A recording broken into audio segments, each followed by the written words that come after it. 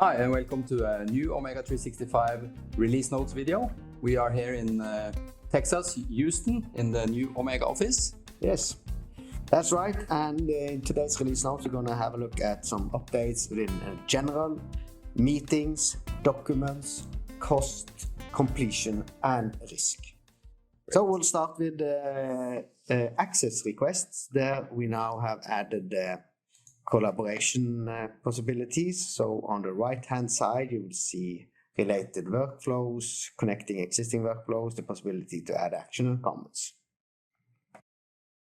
And another general thing is that in org units, it's now possible to mark on a map where the location of that org unit.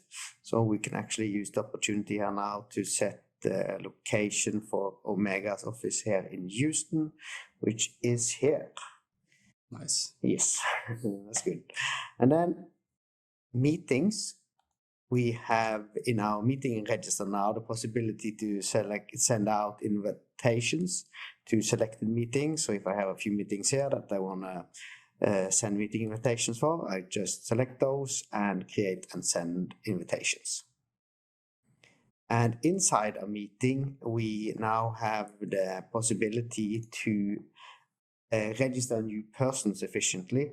So in some cases, there are people that not necessarily need to have access to the solution, but they should be registered as a person. Yeah, because then you get it up in the list here and you can register their email and stuff, but not necessarily for becoming users. That could happen later, of course. Do that in the participants tab page. You just click create new person. Okay, and in documents, we have in our shared files functionality added support for creating templates of folders. You do that from the setup up. So in here, you will find shared folder templates, and here you can set up the shared folder template and publish it to relevant org units. So when you create a new folder, you can use that template. So you get it consistent through the different places of those who create shared folders. Yeah.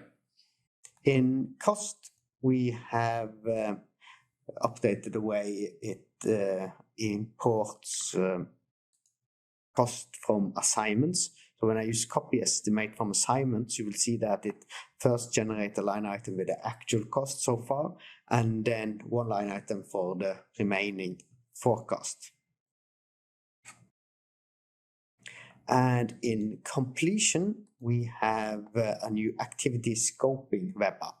Very efficient way of scoping in completions. A scope item is the combination of an activity and an object. So you have the activity register here on the left-hand side, and then the object that's been scoped, you can select among the objects on this side, and you can multiple select, of course.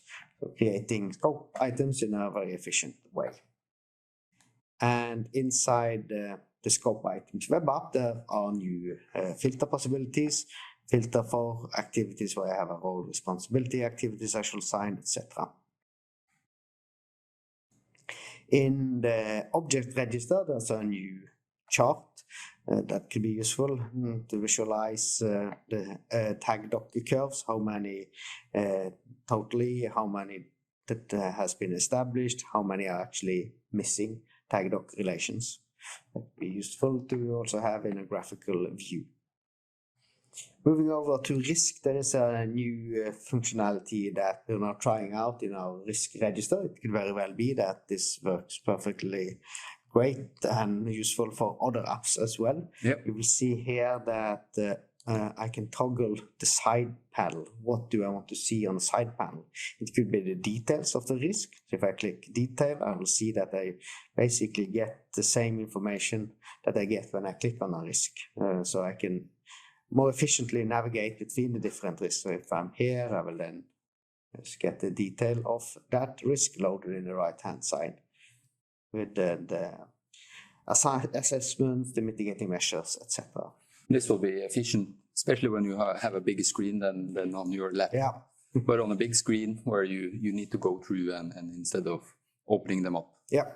And as you can see here, you can also toggle to see the matrix, the risks that are filtered for, and actually also for performing the Monte Carlo simulation. Yeah. Okay, that was it from today's updates. Thank you. Thank you for watching. And next week we will be back in Norway and in our studio. See you then. Bye-bye. Bye.